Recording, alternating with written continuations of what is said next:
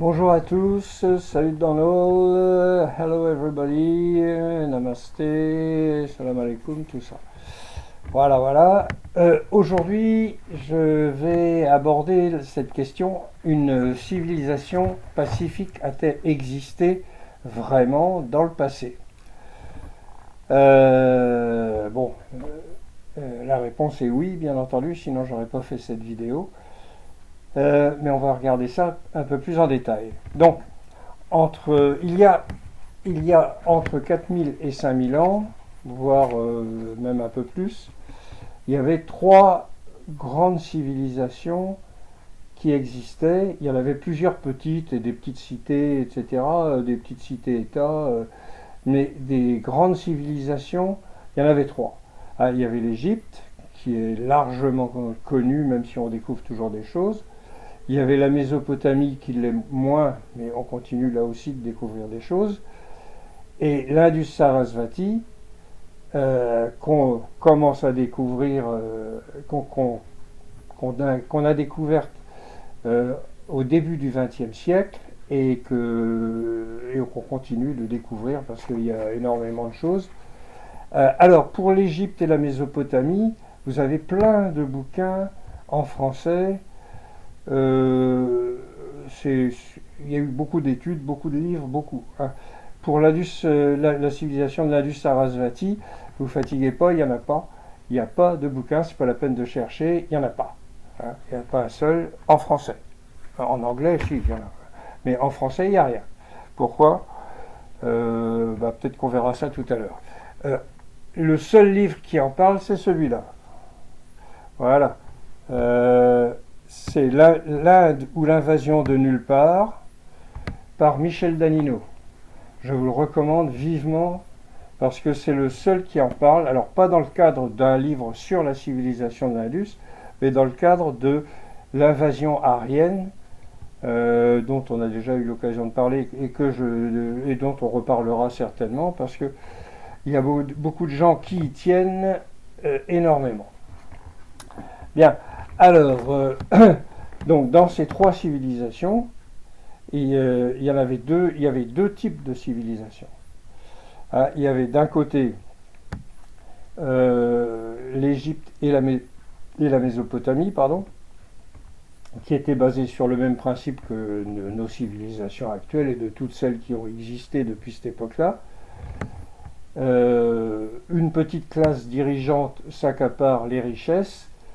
Et la population a du mal à suivre.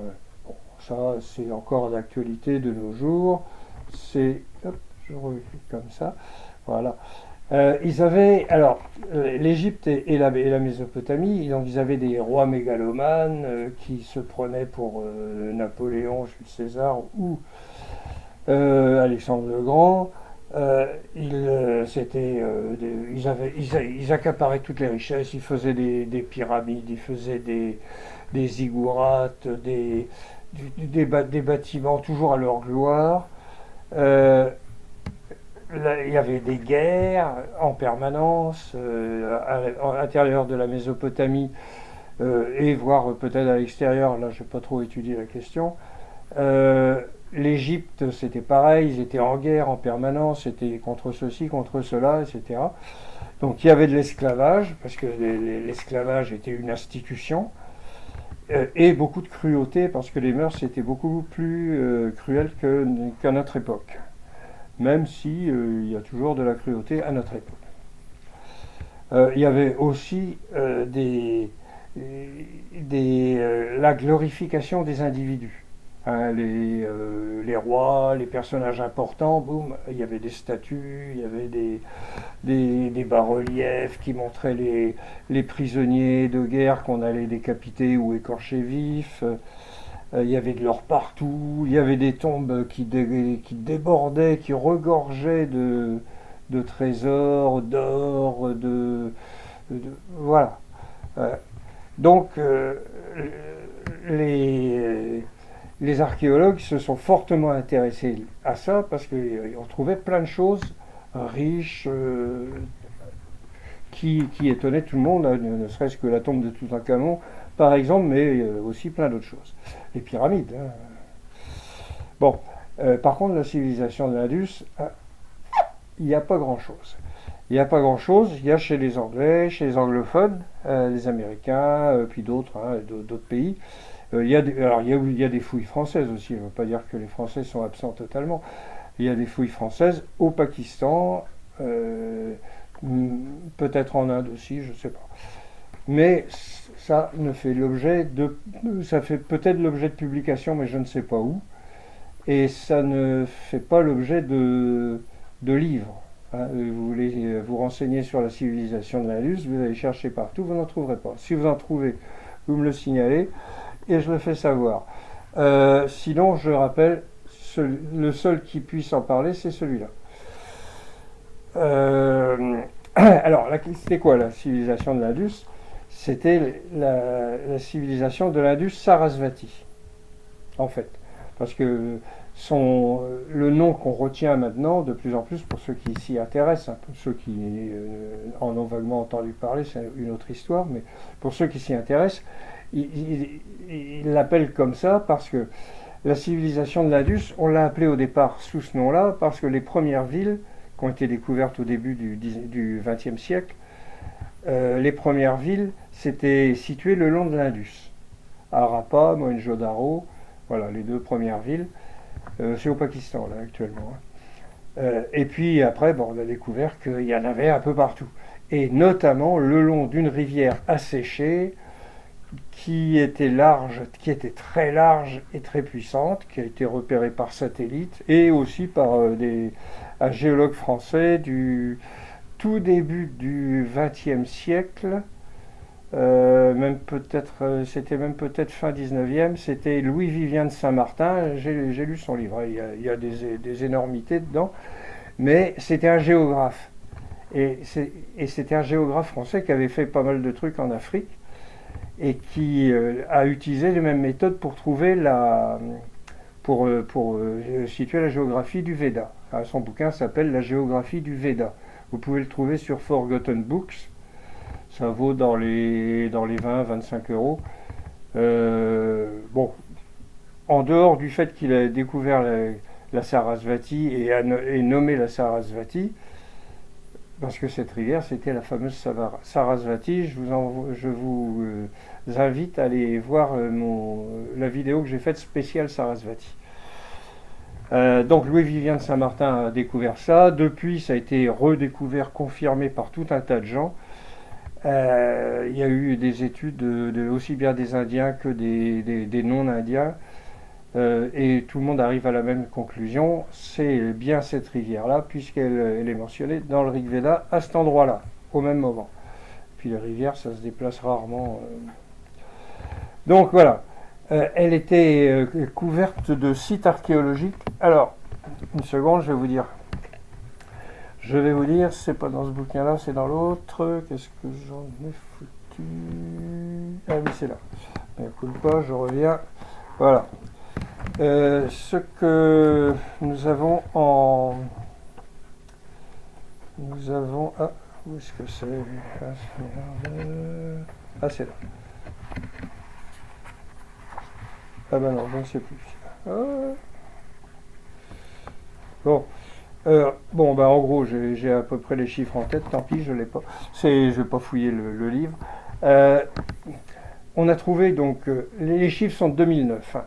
C'est dans le bouquin de Michel Danino qui a résumé et qui a fait un travail formidable. On reviendra dessus tout à l'heure. Les sites archéologiques actuels, à la date de 2009, il y avait 599 sites sur l'Indus. Et sur la Sarasvati, il y en a 2114. Il y en avait 2114. Toute période confondue, hein, début, milieu et fin de la civilisation en question. Bon, il n'y avait pas que du monde là, mais bon, là, il y en avait quand même énormément sur la Sarasvati, et pas mal, mais beaucoup moins quand même, sur l'Indus. Il y en avait aussi au Gujarat, et là, il y a encore beaucoup de fouilles à faire, parce qu'on en découvre tous les jours quasiment, hein. y compris probablement comment dire, des recherches sous-marines sont nécessaires parce qu'on a trouvé des trucs sous l'eau. Il y a un mur à Bedwarka, par exemple, qui se trouve dans le Gujarat, dans le Rann of Kutch, euh, avec des murs qui pourraient être le début d'un quai. Enfin, on ne sait pas exactement. Il faudrait faire des fouilles sous-marines, et comme il n'y a pas d'argent pour les fouilles qui sont au-dessus du niveau de la mer, aller en dessous, non. C'est pas pour tout de suite. Voilà, voilà. Alors, comme toute civilisation, la civilisation de l'Indus était basée sur l'inégalité. Hein, on ne peut pas faire une civilisation égalitaire, ça ne marche pas. Il y a des gens qui ont essayé, ça n'a pas marché, et quelquefois ça a donné des catastrophes épouvantables. Staline et tout ça. Donc, toute civilisation est basée sur l'inégalité, parce qu'il y a tout simplement celui qui fait les plans et celui qui pose les briques. Celui qui affrète un bateau pour aller livrer du grain en Mésopotamie, et celui qui rame ou qui tire les voiles. Voilà. Mais qu'est-ce qu'on peut dire de cette civilisation ? La première chose, c'est que c'est, à première vue, comme ça, elle a été pensée. Hein, c'est pas quelque chose qui s'est fait au fur et à mesure des arrivées, des développements. On commence par construire un village et puis petit à petit on l'étend et tout ça. Non, là, ça a été calculé, pensé, organisé par des gens qui réfléchissaient. Hein, des gens qui pensaient, qui réfléchissaient dans l'intérêt du bien de tout le monde. Les villes étaient construites sur des plateformes, elles-mêmes déjà sur des hauteurs, pour être à l'abri des crues des rivières, hein, de l'Indus, de la Sarasvati, mais aussi de toutes les autres rivières qu'il y avait entre les deux. Elles étaient construites en briques cuites, orientées nord-sud et est-ouest, nord-sud pour les grandes rues, est-ouest pour les petites, hein, à la manière des villes américaines d'aujourd'hui.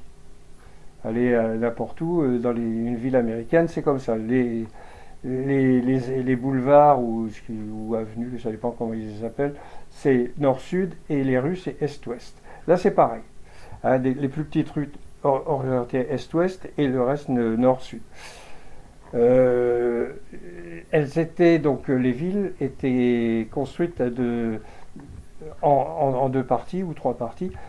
Il y avait la ville haute, la ville moyenne, quelquefois, pas toujours, et la ville basse. Elles étaient séparées, avec des murailles autour. Les murailles, ce n'étaient pas des murailles pour la guerre, pour se défendre contre des envahisseurs. C'est ce qu'ont pensé les premiers archéologues qui les ont découvertes, mais c'est pas ça. C'est visiblement pour se protéger des crues de l'Indus, de la Sarasvati, parce que comme là-bas c'est très plat, quand on dit par exemple la civilisation de la vallée de l'Indus, c'est faux, c'est pas une vallée, c'est une plaine. Les vallées, elles sont dans l'Himalaya. Donc quand ça déborde, il y a de l'eau partout, partout, partout. En été, Mohenjo-Daro, ça forme deux îles, la ville basse d'un côté, la ville haute en face, et de l'eau partout. Entre les deux et tout ça. Pour aller de la ville haute à la ville basse, il fallait prendre un bateau. Et oui, en été. Hein. En hiver, non, bien sûr. Alors, donc, dans la ville haute, il y avait aussi ce qu'on appelle ce que les archéologues ont appelé la citadelle, parce qu'ils se basent sur leurs recherches grecques ou romaines. Donc ils étaient influencés par ça, ils ont donné à peu près les mêmes noms qu'ils donnaient pour les trucs romains ou grecs. C'était les parties communes. Il y a des salles pour se réunir, le grand bain, alors à Mohenjo-Daro surtout, mais comme une piscine si vous voulez, mais qui est visiblement pas faite pour faire de la natation, mais plutôt pour se purifier, se laver. Vous savez comment font les Indiens à se laver tout le temps, pour se purifier tout le temps. Voilà, voilà. Donc alors, chaque maison, alors il y avait des maisons riches, des maisons plus grandes, des maisons plus petites. Le principe était une petite cour et des pièces autour. Et quelquefois, dans les pièces, il pouvait y avoir un ou deux étages.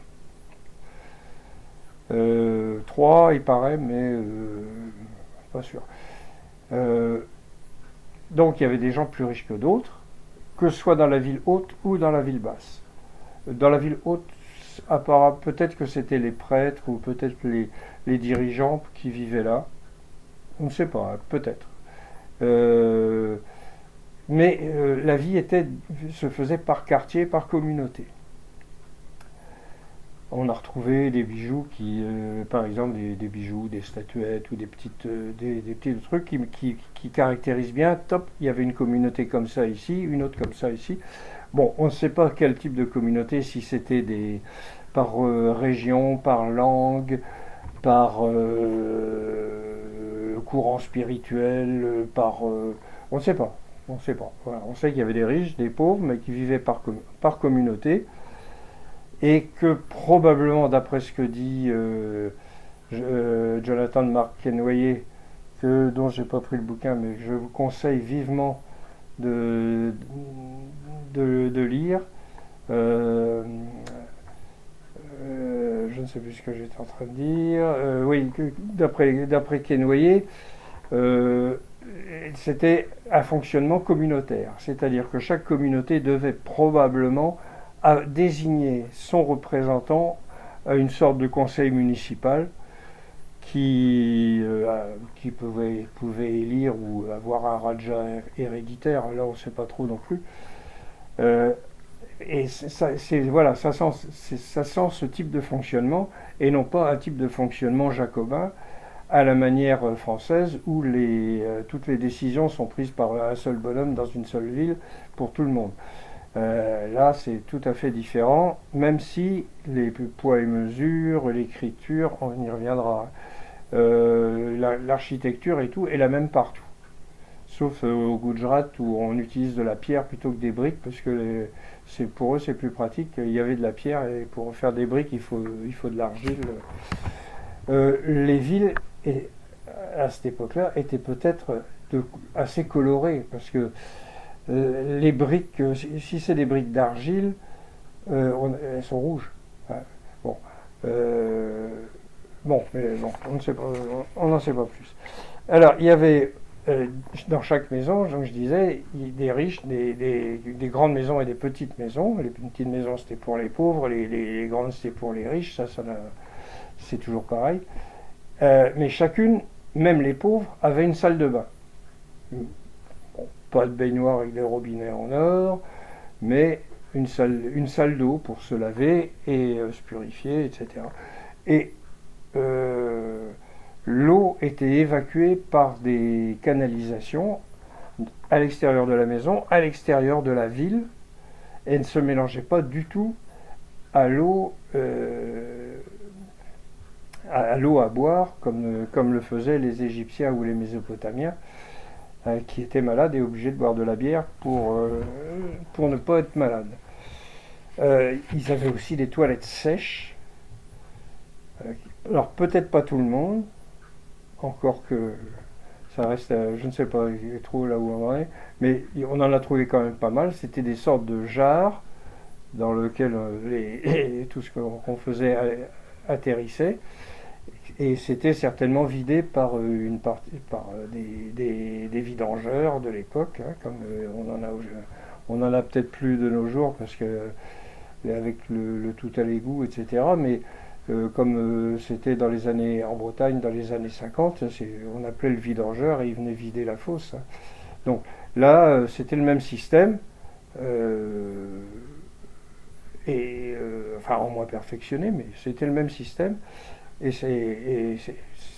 Bon, je pense que quand même tout le monde devait en avoir, ou alors il devait y avoir une possibilité d'avoir des toilettes, d'utiliser des toilettes communes. Parce que l'intérêt d'une population n'est pas que les gens aillent faire leurs besoins partout, mais plutôt qu'ils les fassent chez eux, dans un endroit approprié, qu'on nettoie après. Parce que si tout le monde se met à chier partout, c'est pas... hein, c'est pour l'hygiène et pour l'odeur, la vue, etc., c'est pas l'idéal. Alors, cette inégalité était quand même relative. Parce que il n'y a rien qui... Il n'y a aucune débauche de luxe. Il n'y a pas du tout de...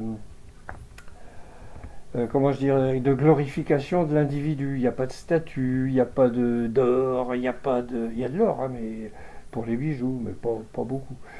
Il n'y a pas de débauche de luxe, il n'y a pas de glorification, il n'y a pas de... voilà, c'est pas les hommes qu'on met en avant. On ne sait pas qui étaient les rois, s'il y avait eu des personnages puissants, si... Personne, on ne sait pas. On ne sait pas du tout. Bon, euh, mais ce qui ressort aussi de ça, c'est que c'était une population heureuse. Parce que d'abord, on n'y trouve absolument aucune trace de guerre, ni de révolte intérieure, ni de black blocs, ni de manifs. Voilà. Apparemment, tout le monde vivait dans un certain bonheur, tranquillement. Il n'y avait pas de pudibonderie hypocrite comme c'est de nos jours, où là, les femmes allaient les seins nus, ça dérangeait personne. On voit là, les statuettes, d'après les statuettes qu'on a trouvées, c'était ça, c'est un peu comme c'était dans le temps en Afrique, où les femmes avaient les seins nus aussi, et ça dérangeait personne. Il n'y a pas de temple, on n'a pas trouvé de temple du tout. Hein, vous connaissez des civilisations qui n'ont pas de temple? Oui, bien, voilà. Il y avait des bijoux. Alors, les gens avaient des bijoux, alors plus ou moins chers ou précieux. On ne peut pas savoir les prix, mais plus ou moins précieux selon les communautés, selon la taille des maisons aussi. Donc, je pense que plus on avait de sous, plus ça coûtait cher. Mais bon, c'est pas. On a trouvé aussi beaucoup de jouets pour les enfants. Beaucoup, hein, pas mal de trucs, y compris des ancêtres de marionnettes, des petites statuettes, des bœufs qui tirent des petits chars, enfin, des charrettes, pardon, des chars à bancs. On a trouvé aussi les ancêtres des jeux de dames, des jeux d'échecs. Donc la vie n'était pas triste, hein, on voit ça, c'était une vie heureuse. Alors, attendez, c'est pas tout, parce que il y avait pas d'armée. Et non. Alors c'est Quénoyer qui le dit. Je vous recommande son bouquin. Il est bien, il vaut très cher, mais il vaut très cher. Il vaut dans les 300 euros. Moi, j'ai pu en avoir un à 30 euros. Vous trouvez ça? Il y en a peut-être d'occasion. Bon, ça vaut vraiment la peine, mais c'est en anglais. Mais il y a les photos, il y a tout. Si vous voulez vous documenter d'un point de vue archéologique sur la civilisation de l'Indus Sarasvati, c'est Quénoyer. Alors Quénoyer ne va pas loin, si je veux dire. Il reconnaît que la rivière sur laquelle il y a le plus de monde, c'est bien la Sarasvati. Elle s'appelle Gagar de nos jours en Inde et au Pakistan, Accra.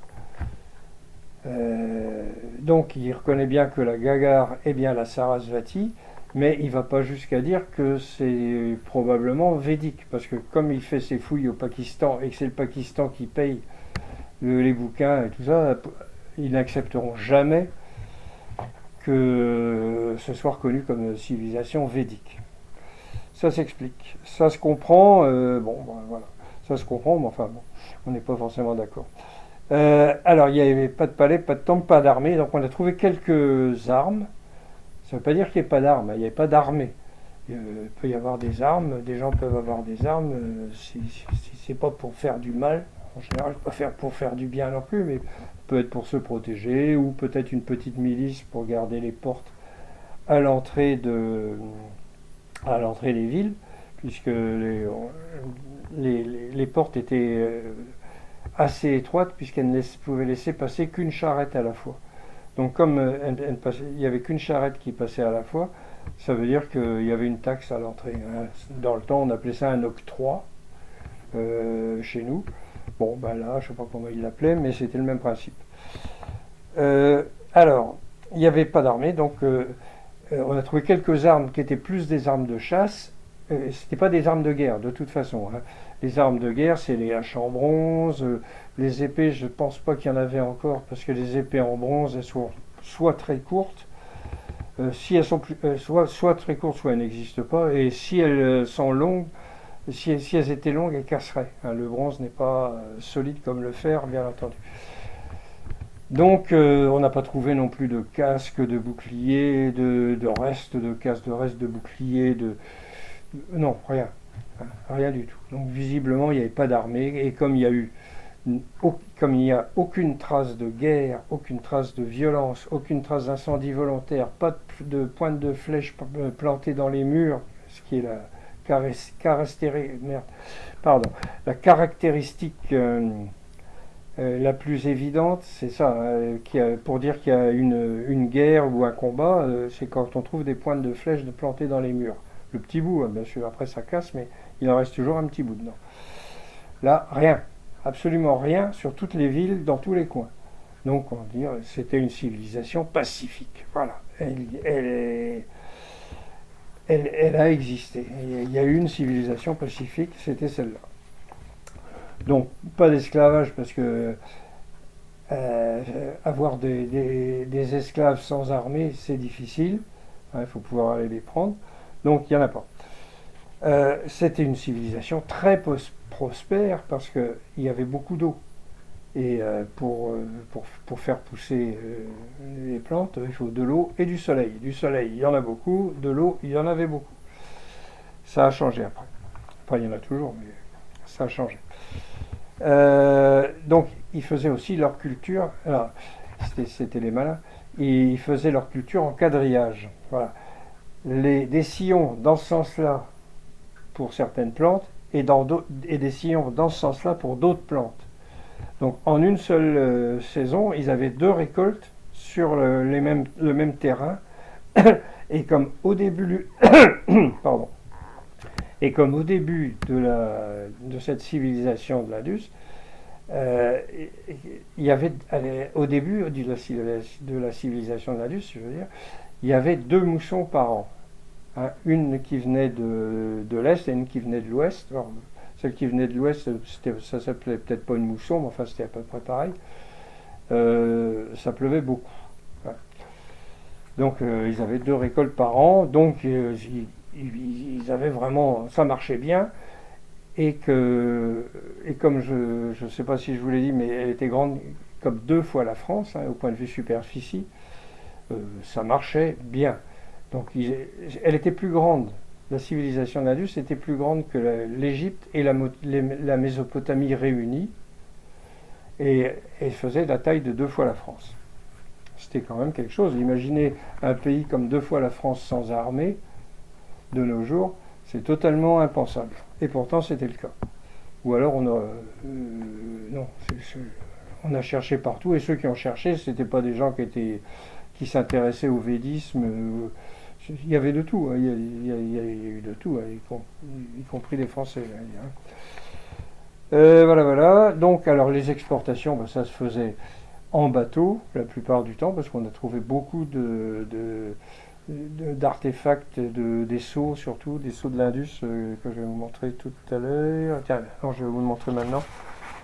Voilà, les sceaux de l'Indus, c'est ça. Hop, vous voyez, c'était c'était beaucoup plus petit que ça. Là, c'est agrandi, bien entendu. C'était des petits seaux de 5 cm sur 5. Vous voyez, ça représente un animal un peu bizarre, avec une seule corne, et puis une écriture aussi bizarre. On va revenir là-dessus. Donc, ils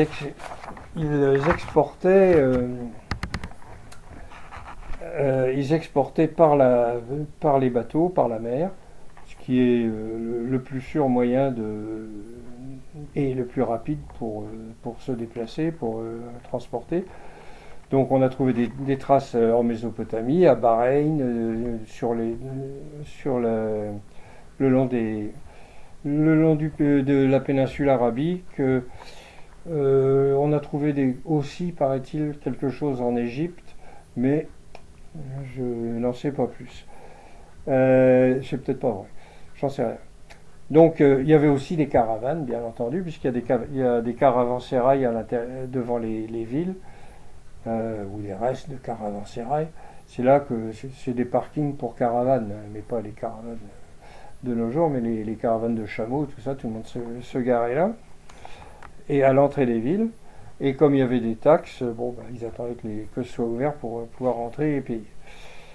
Alors, l'écriture. Ils avaient donc une écriture aussi. Bon, par contre, on n'arrive pas à la déchiffrer. Ça, c'est le problème. Donc voilà, on en revient là, j'en reviens là. Là, voilà l'écriture, vous voyez, hein. La plupart des textes sont très courts, parce qu'ils sont sur des sceaux, mais on a aussi retrouvé d'autres choses. Et je vais vous montrer ça, c'est celle-là, par exemple. Ça, c'est une plaque de cuivre sculptée avec un petit bonhomme en bas qui est assis, et l'écriture de l'Indus. Bon, par contre, personne n'a réussi à trouver ce que c'était. Ils ont cherché partout, ils n'ont pas trouvé. Ah oui, pendant que je suis dans mes papiers, là, je vais vous montrer ça. Voilà. Vous voyez, la Sarasvati, voilà, Sarasvati là, ici, c'est de l'autre côté, voilà, la Drishadvati, et au milieu la tache marron, vous voyez, c'est le Brahmavarta. Le Brahmavarta, c'est le pays du Brahman, c'est là qu'est né le Rig Veda. Et probablement la civilisation de l'Indus aussi, mais on n'en parlera pas. Alors, vous voyez aussi Kurukshetra. Kurukshetra, c'est un... Alors, c'est là. Voilà, c'est la ville, là. On va commencer. C'est la ville, là. Voilà. Vous voyez, Kurukshetra.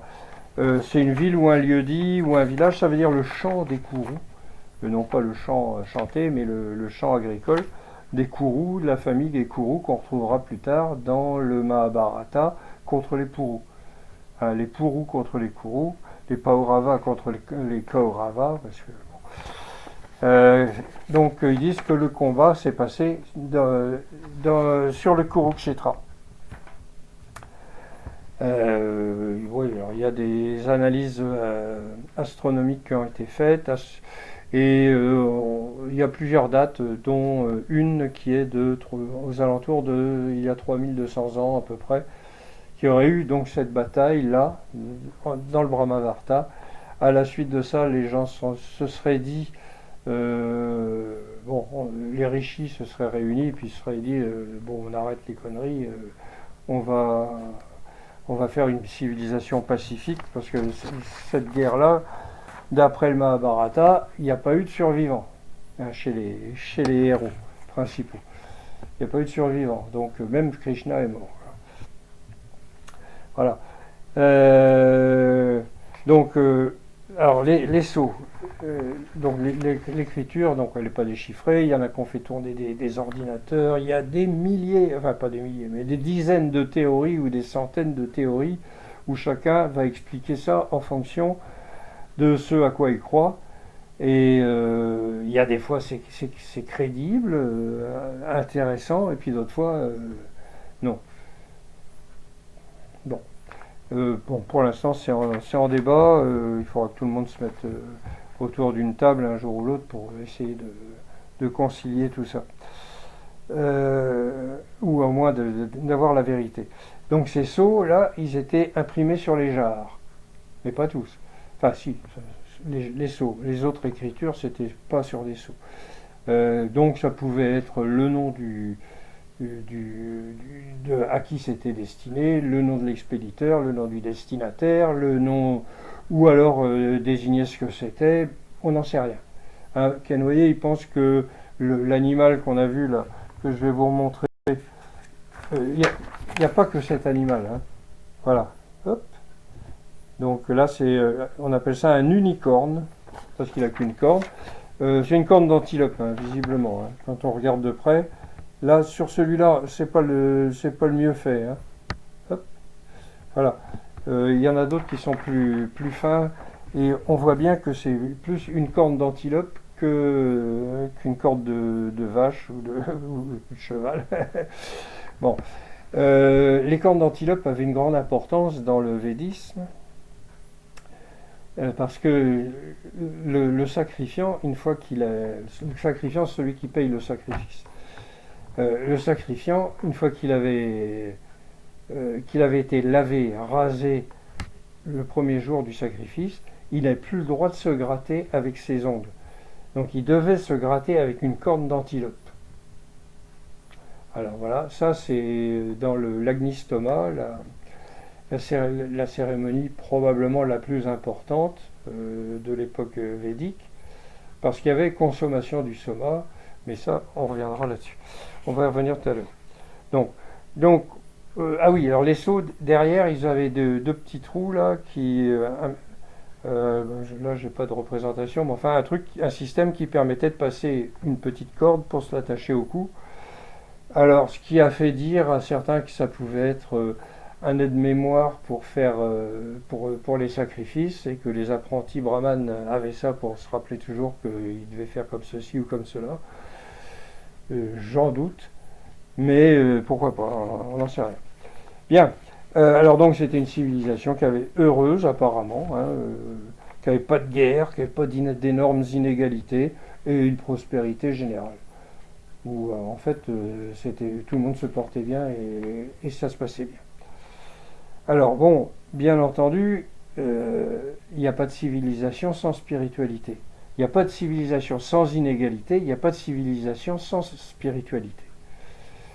Il faut que c'est le ciment, la plupart du temps, c'est le ciment de la civilisation. On a connu ça chez nous, c'était le christianisme. Dans d'autres pays, c'est l'islam. Ou le judaïsme, encore que là, oui, c'est la même chose, il y a une spiritualité. Donc c'est partout, quel que soit le peuple, il y a une forme de spiritualité quelconque. Hein, pas forcément une religion avec où il faut croire à un Dieu, avoir la foi et tout. Non, ça c'était pas, visiblement c'était pas ça. C'était plutôt probablement védique. Donc, là, parce que pourquoi la religion védique? C'est pas une religion d'abord, c'est une pratique spirituelle. Je parle pas de l'ère du védisme de l'époque védique classique. Que les choses soient bien claires.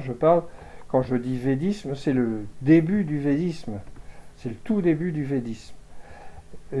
Au moment où on rédige où on compile les Védas, hein, les hymnes, donc le Rig Veda, l'Atharva Veda, le Sama Veda et le Yajur Veda, mais qui seront le Sama, l'Atharva et le Yajur seront faits bien après le Rig Veda lui-même, qui reprend des anciens événements qui s'étaient passés avant la période calme et prospère. Donc, ce que je vous disais, c'est parce que la pratique spirituelle, c'était donc de participer à des sacrifices. C'est le sacrifiant et sa femme qui assistent à un sacrifice qu'ils ont financé selon leurs moyens. Hein, ça pouvait être quand on est riche, on prend plein de prêtres, pardon. On prend plein de prêtres. Il y en avait 16 pour l'agnistoma, par exemple. Il pouvait y en avoir plus. Hein. C'est pareil encore de nos jours avec le christianisme. Moi, pour l'enterrement de ma marraine, à Pleu-Daniel, dans le Trégor, en Bretagne, elle avait fait une messe consacrée, concélébrée. C'est-à-dire, il y avait 3 prêtres. Un seul suffit normalement, mais il y en avait 3. Voilà, parce qu'elle avait mis des sous de côté, et puis comme elle était tout le temps fourrée avec eux, il lui avait rendu ce petit service, ce petit plaisir. Donc là, c'est la même chose.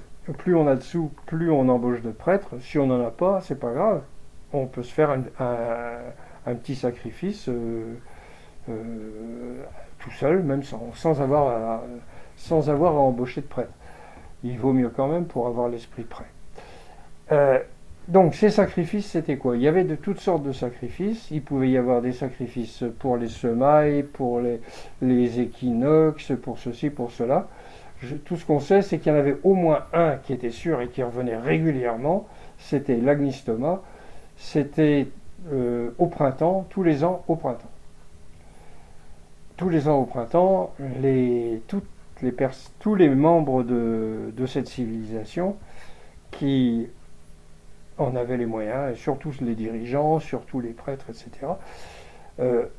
ils faisaient des sacrifices. Des grands, ça pouvait durer jusqu'à un an, hein, attention, il y en a, ça peut être un mini sacrifice qu'on fait chez soi, qu'on appelle l'agnistoma, pas l'agnistoma, l'agniotra, hein, l'invocation de la lumière. L'agnistoma, ça veut dire l'éloge de la lumière. Ouais, ça pouvait être ça. Et les grands sacrifices avec les prêtres et tout ça, alors là, ça pouvait durer longtemps. Le plus petit, disons l'agnistoma, version la plus courte, la version standard, on va dire, avec 4 jours de préparation de l'esprit, par des mantras, par des rites, par tout un tas de choses. Et le 5e jour, on buvait et on consommait le soma, qui était une boisson à base de psilocybine, d'eau et de lait, et peut-être de lassi maintenant, enfin, je sais pas. En tout cas, il devait certainement y avoir des épices, mais ils en parlent pas. Donc je pense parce que ils aiment bien les épices. Donc les sacrifices étaient faits en plein air, pour ça qu'il n'y a pas de temple, on ne trouve pas de temple.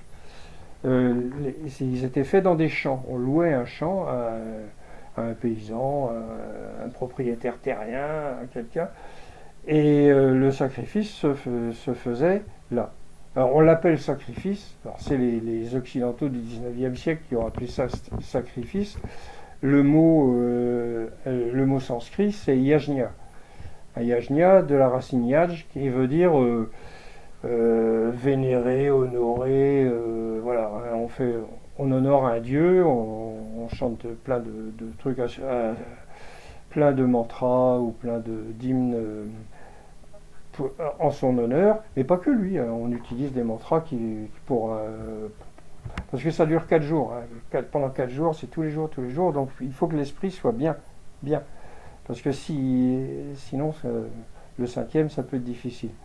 Donc pendant la durée de la préparation du sacrifice, il ne mangeait que du yaourt pendant 4 jours, et le 5e, il ne mangeait pas.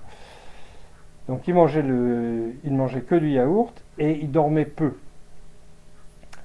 La veille de la consommation du soma, il ne dormait pas du tout. Il passait la nuit à jouer au dé avec les prêtres pour rester éveillé. Et à 6 heures du matin, au lever du soleil, il n'y avait pas de montre, mais au lever du soleil, boum, il buvait le soma. Donc le soma, base de psilocybine, ou peut-être une autre molécule qui est semblable à celle qui est produite par la glande pinéale, la diméthyltryptamine, le DMT. Mais c'est plus vraisemblablement de la psilocybine parce qu'on a trouvé une preuve archéologique. Les Russes qui ont trouvé en Mongolie une tapie qui représente des prêtres de l'Avesta.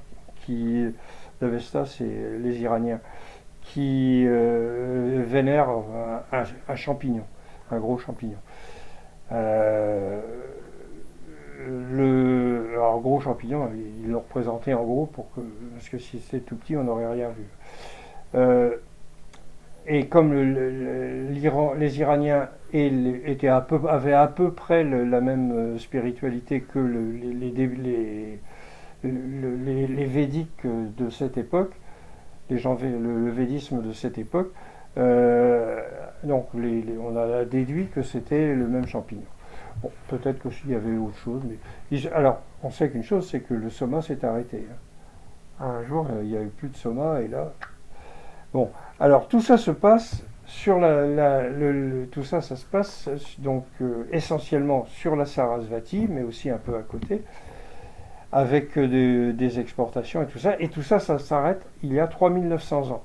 La civilisation s'arrête il y a 3900 ans. Alors, pourquoi elle s'est arrêtée? Bon, tout le monde n'est pas d'accord, mais en gros, on va dire que c'est à cause de l'eau, parce que la mousson s'est déréglée, hein. Il y a eu une sécheresse terrible il y a 4200 ans. Il y a une sécheresse terrible, hein, ça, il n'y a pas de problème. Elle a surtout frappé l'Égypte, le Sahara, la péninsule arabique, mais aussi les États-Unis. On a retrouvé bon, en archéologie, c'est clair. Il y a 4200 ans, il y a eu une terrible sécheresse. Ça a détraqué complètement la mousson et tout. Donc là, la civilisation d'Indus déjà a commencé à souffrir, mais ça continuait, les exportations continuaient, hein. Donc ils ont trouvé le moyen de contourner ce problème-là, sinon la civilisation se serait arrêtée il y a 4200 ans et non pas 3900. Oui, alors, et aussi, bien sûr, parce que le Sarasvati s'est asséché il y a 3900 ans. Voilà, maintenant c'est bien démontré, il y a eu des tas d'études, je vous montrerai tout à l'heure où avoir les renseignements. Tous les... oui, il y aurait eu deux tremblements de terre qui ont dévié, ou qui auraient dévié, mais qui ont dévié, puisque qui ont dévié les deux affluents principaux de la Sarasvati, c'est-à-dire la Yamuna, c'est la rivière qui arrose Delhi et Agra de nos jours, et la Sutlej qu'on connaît moins, qui est devenue un affluent de l'Indus. Avant, son lit allait dans celui de la Sarasvati, et un tremblement de terre, mais dans l'Himalaya, il y a tout le temps des tremblements de terre. Il n'y a pas longtemps, au Népal, même Katmandou a été rayé. Ah là là. Bon, alors voilà, donc on a une civilisation pacifique, heureuse, sans esclaves, sans roi mégalomane, sans statue, sans fresque, sans débauche de luxe, mais grand confort pour tout le monde, pas trop d'inégalités, et tout le monde se portait bien. Visiblement, ça s'est terminé pour des raisons, non pas de guerre ou d'insurrection ou de révolte. Je veux pas dire que, ce qui ne veut pas dire que quand une civilisation s'écroule, tout le monde a encore le sourire, hein. Il y a peut-être eu des petits problèmes, mais en tout cas, il n'y a aucune trace, ni dans les textes ultérieurs, ni en archéologie, ni dans les textes ultérieurs. Pour l'arrêt du soma, c'est la même chose. Bon, en archéologie, le soma, on ne sait pas, mais dans les textes ultérieurs, on parle encore du soma, mais on ne parle pas de problème éthique en disant oui, c'est une drogue, on va arrêter, on va développer autre chose. Non, non, non, ça c'est des âneries d'occidentaux du XXe siècle.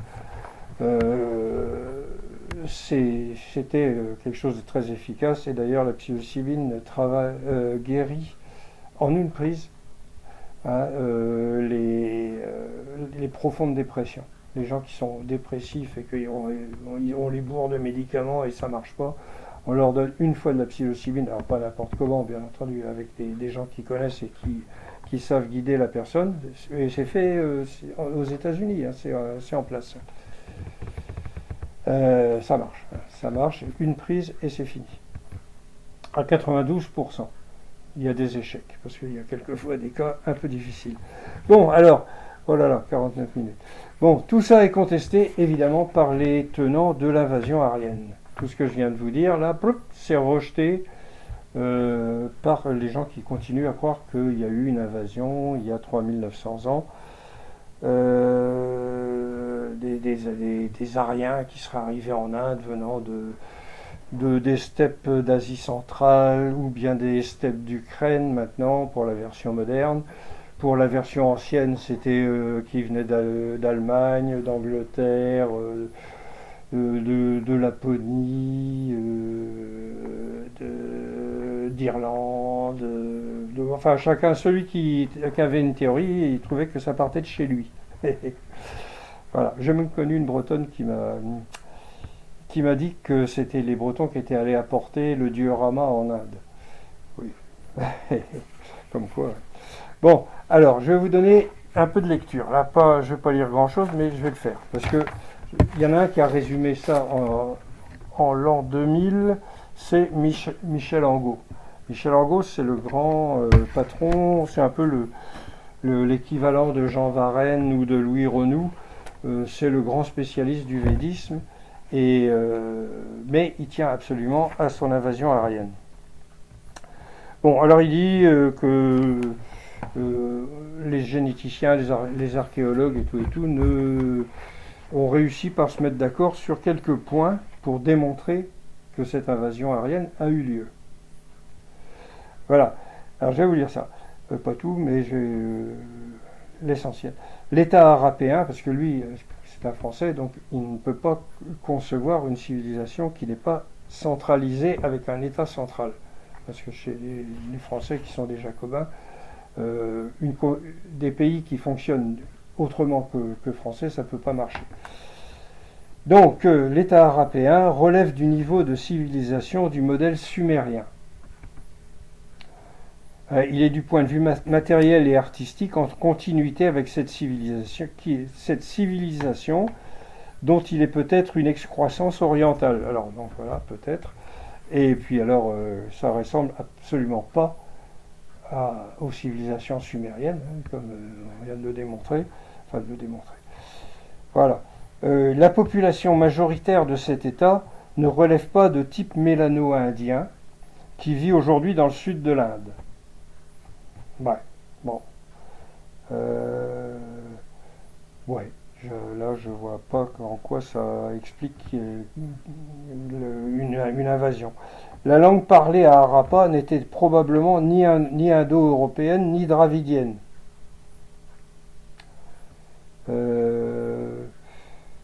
Ouais, là, comment il sait ça, je ne sais pas. Alors, par contre, il dit, voilà, ça se base sur les consonnes dites rétroflexes, qui ne sont ni d'origine dravidienne. Dravidienne, les Dravidiens, c'est ceux qui les langues parlées au sud de l'Inde. Donc, ne sont pas d'origine dravidienne ni d'origine indo-arya. Oui, alors elles ne sont pas d'origine dravidienne ni d'origine indo-arya, oui, d'accord. Les consonnes dites rétroflexes, alors des consonnes rétroflexes, je ne sais pas trop ce que c'est une forme de consonne, mais est-ce que ça explique une invasion? Alors ça, donc les trois arguments, la langue parlée qui n'était pas dravidienne ni indo-européenne, donc d'après lui, les gens n'étaient pas des gens qui vivent dans le sud de l'Inde, comme ils vivaient dans le nord, enfin bon, bref. Et ensuite, ce serait sumérien. La disparition de la civilisation de l'Indus était déjà bien avancée quand les nouveaux venus s'emparent des lieux et les pillent. Les nouveaux venus, c'est les fameux Aryens. Mais il est en train de nous expliquer que la civilisation qui s'est arrêtée il y a 3900 ans aurait été pillée par des gens qui sont arrivés il y a 3500 ans, donc 4 siècles plus tard, et qui en plus se seraient installés sur une rivière asséchée. Bon. Voilà, ce sont bien ces nouvelles populations qui introduisent l'ancêtre du sanskrit et le Veda. L'ancêtre du sanskrit, c'est l'ancêtre du sanskrit que lui pratique, c'est-à-dire de l'Inde classique, celui qui a été défini par Panini il y a 2500 ans. Oui, d'accord. Bon, bon, je ne sais pas sur quoi il dit que c'est pas autochtone, mais comme il... Ouais, bon, on ne sait pas. Oui, alors, la population de l'État arapéen semble avoir subsisté et avoir adopté la langue de culture des vainqueurs, donc des vainqueurs qui sont venus après qu'elle était terminée. Donc voilà, c'est Michel Angot, voilà, l'Inde classique. Alors par contre, pour tout le reste, c'est très intéressant, mais c'est l'Inde classique. L'Inde classique, c'est très intéressant. Il y a des trucs, je suis pas d'accord avec lui. Hein, vous voyez, tous les trucs où il y a du rouge, c'est que je suis pas d'accord. Mais bon. Mais il y a quand même, c'est du bon travail. Par contre, pour la période d'avant, non. Alors, je vais vous montrer aussi autre chose, c'est qu'il y a eu dernièrement, il y a eu Science et Vie qui a fait paraître un numéro spécial sur l'invasion de l'Europe par les Yamnaya, il y a 4500 ans. Et celui qui a développé cette théorie, c'est lui. Hein, c'est celui qui a écrit ça, David Reich. Je ne suis pas bien. Voilà. Hop. Ce que nous sommes. Voilà. Comment nous sommes devenus ce que nous sommes par David Reich. Est-ce qu'on peut voir le nom de David Reich, s'il vous plaît? Le cadreur, la merde. Allez. Voilà, David Reich. Vous voyez? Donc, c'est la star des généticiens, c'est le gars il a une équipe de généticiens, c'est américain, bien entendu, ils ont beaucoup d'argent, et il a fait une étude très, très, très poussée sur le chromosome Y des Yamnaya. Alors, il a fait tout un tas d'autres choses, hein, que comme je ne suis pas connaisseur en génétique, je ne vais pas m'en mêler. Seulement, le petit problème que j'ai rencontré, c'est qu'il n'y a pas que lui qui a fait des études génétiques sur l'Inde. Il a fait, lui, sur la population entière du monde. Hein. Ça, c'est une chose. Ok, peut-être que le reste est bon, mais j'en sais rien. Mais pour ce qui est de l'Inde, il y a eu des études génétiques qui ont été faites par d'autres, et sur l'ADN mitochondrial, et comme lui, il utilise uniquement le chromosome Y, donc l'ADN du père, et non pas l'ADN du père et de la mère, ceux qui ont fait sur l'ADN de la mère, donc l'ADN mitochondrial, ils arrivent à des résultats qui sont différents, voire opposés, et qui se contredisent. Donc, je vais vous lire quand même comment il démarre ça. Donc, c'est le 6e chapitre qui s'appelle « La collision à l'origine de l'Inde, la chute de la civilisation de l'Indus ». Il dit ça, voilà. Dans les plus anciens textes de l'hindouisme, le Rig Veda, le plus ancien texte de l'hindouisme, le Rig Veda, que je suis en train de traduire, le dieu guerrier Indra part à l'assaut de ses ennemis impurs, les dasas, dans un chariot tiré par des chevaux. Il détruit leurs forteresses, entre parenthèses comme Jaipur, Udaipur, etc., et peut ainsi procurer des terres et de l'eau à son peuple, les Aryens. Voilà. Eh bien, je suis désolé, David, mais tu n'as pas lu le Rig Veda, ou alors si tu l'as lu, je ne sais pas, hein, parce qu'il n'est pas du tout question d'invasion, ni d'ailleurs de dire que les dasas c'est des impurs, hein, ça veut dire serviteur. Hein. Soudas, par exemple, le roi des Bharata dans le 7e mandala du Rig Veda, ça veut dire bon serviteur. Et c'est pas du tout péjoratif parce que c'est serviteur des dieux. Voilà. Et alors il détruit. Alors les forteresses forteresse c'est beaucoup dire. Hein, aujourd'hui ça veut dire ville, mais ville, hein, Jaipur, Udaipur, et puis bien d'autres. Mais c'est plus dans le sens place forte. Place forte,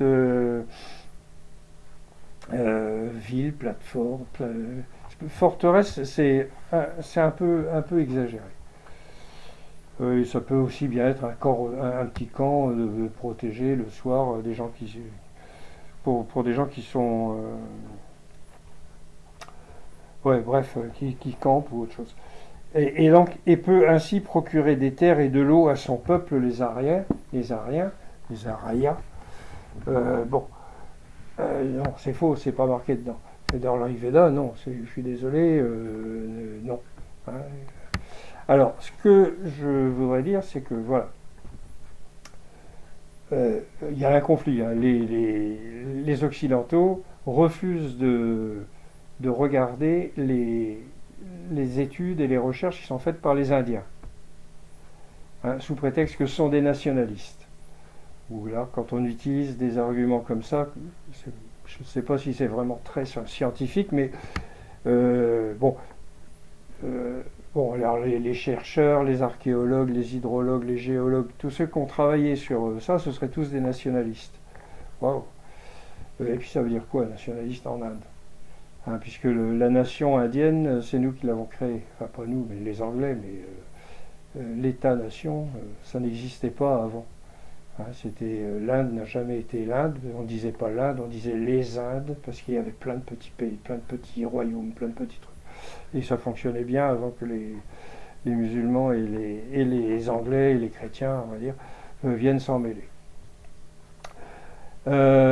Donc il faudra qu'un jour que les choses se clarifient, parce que refuser de prendre connaissance d'études et d'analyses qui sont faites par des gens qui ont été formés en Occident, hein. Pour la plupart de ces gens-là, ils ont fait des études en Inde, ils sont allés continuer, se perfectionner aux États-Unis ou en Angleterre, et pour revenir après chez eux, refaire le boulot. Donc, au moins, le minimum, ce serait de prendre connaissance de leur truc. Mais je sais bien qu'ils ne veulent pas le faire, parce que c'est des nationalistes, et ça remet en cause toute la théorie de la fameuse invasion aryenne d'il y a 3500 ans, donc moins 1500. Alors, s'il vous plaît, messieurs, voilà, moi je suis très têtu, je suis comme les Bretons, c'est pas un cliché, comme tous les Bretons, on est têtu. Donc quand je croche dans quelque chose, en général je vais au bout. Là, il y a un problème. Vous nous affirmez qu'il y a eu une invasion, mais vous ne voulez pas nous dire sur quoi vous vous basez. Sur quoi vous vous basez. Dites-le nous. Voilà, c'est pas compliqué. Dites-nous, on se base sur une croyance populaire, une tradition, sur un charnier qu'on aurait découvert, sur des découvertes archéologiques, sur quelque chose. Hein. Dites-nous simplement sur quoi vous vous basez. Simplement, parce que ce qu'a dit Michel Orgaud, c'est bien joli, mais il n'y a rien là. Hein, les consonnes rétroflexes, pour expliquer une invasion, ça me paraît un petit peu léger. Et le fait que enfin bref, tout ce qu'il a dit, bref. Bon, voilà, dites-nous ce que c'est, et puis c'est tout. Et nous, on sera tout contents avec ça. Bon, voilà, je vous ai fait cette longue vidéo que maintenant je vais sous-titrer, mais que je vais peut-être publier en français déjà, et puis avec les sous-titres en anglais un peu plus tard, parce que sinon, ça va me prendre pas mal de temps. Voilà, donc je rappelle que vous pouvez trouver sur le site rigveda.fr la traduction du premier tome du Rig Veda, c'est-à-dire les 7 premiers mandalas, hein, ça fait à peu près 500-600 pages, les 7 premiers mandalas avec l'introduction qui résume un peu ce que je viens de vous raconter là. Et je travaille sur la deuxième partie, donc je suis sur le 8e mandala. Sur ce site-là, vous pouvez télécharger le premier tome sous fichier PDF, c'est gratuit, il n'y a pas d'histoire d'argent là-dedans. Vous avez aussi un lien pour aller voir les hymnes que je traduis, les hymnes du 8e mandala que je suis en train de traduire en ce moment. Quand il y en a un qui est traduit, hop, je le mets là. Hein, donc vous pouvez aller voir, c'est pas tout à fait définitif parce que je les revois encore avant de les mettre au propre. Voilà. Et vous avez aussi mon adresse email si vous voulez que je vous fasse une vidéo sur un point particulier que vous voudriez approfondir, vous me le dites, je trouve quelques minutes et je vous fais une petite vidéo pour ça. Voilà. Donc sinon on se retrouve régulièrement dans les petites vidéos que je fais sur des hymnes que je tire au sort et puis je vous explique et quelquefois quand je comprends pas, je vous dis. Nul n'est parfait. Voilà, voilà. Donc je vous souhaite une bonne journée ou une bonne soirée, ça dépend. Ça dépend. Et on se retrouve bientôt. Au revoir à tous, Canavo dans l'eau. Et goodbye everybody. Slama, tout ça, tout ça. Allez, au revoir.